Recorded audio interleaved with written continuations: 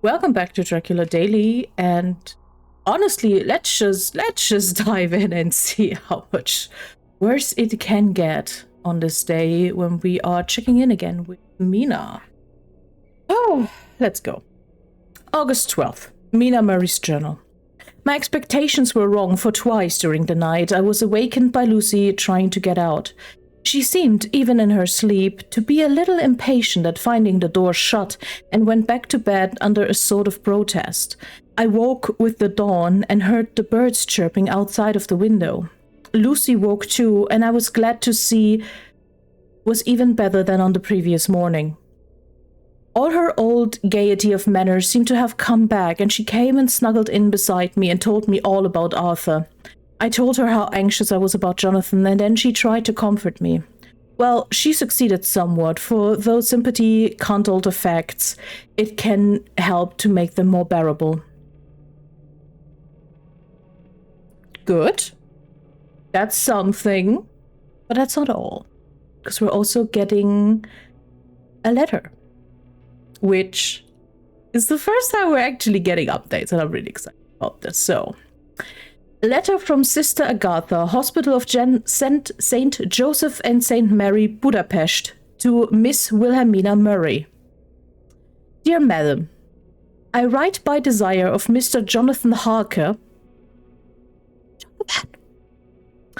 who is himself not strong enough to write, though progressing well, thanks to God and St. Joseph and St. Mary. He has been under our care for nearly 6 weeks, suffering from violent brain fever. He wishes me to convey his love and to say that by this post I write for him to Mr. Peter Hawkins, Exeter, to say with his dutiful respects that he is sorry for his delay, and that all of his work is completed. He will require some few weeks' rest in our sanatorium in the hills, but will then return. He wishes me to say that he has not sufficient money with him, and that he would like to pay for his staying here, so that others who need shall not be wanting for help. Believe me, yours with sympathy and all blessings, Sister Agatha.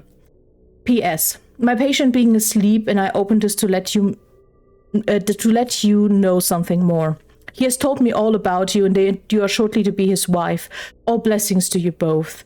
He has had some fearful shock, so says our doctor, and in his delirium his ravings have been dreadful, of wolves and poison and blood and ghosts and demons, and I fear to say of what. Be careful with him, at least that there may be nothing to excite him of this kind for a long time to come. The traces of such an illness as his do not lightly die away. We should have written long ago, but we knew nothing of his friends, and there was on him nothing that any one could understand. He came in the train from Klausenburg, and the guard was told by the station master there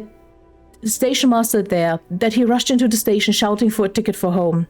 Seeing from his violent demeanor that he was English, they gave him a ticket for the furthest station on the way thither than the train reached. Be assured that he is well cared for. He has won all hearts by his sweetness and gentleness. He is truly getting on well, and I have no doubt will in a few weeks be all by himself. But be careful of him for safety's sake. There are, I pray God and St. Joseph and St. Mary, many, many happy years for you both. He lived. He's as well as he can. He is in care. He's away from the horrors. When was the last time we heard of him? Over a month ago? Early July? Something like this? I feel for Mina. But it will take a while, of course, for the letter to arrive. This is how this works. The letter was written that day, not arrived that day. But we will get our reunion soon. And with all the other stuff, it is at least something. But we will see how they can. Until then.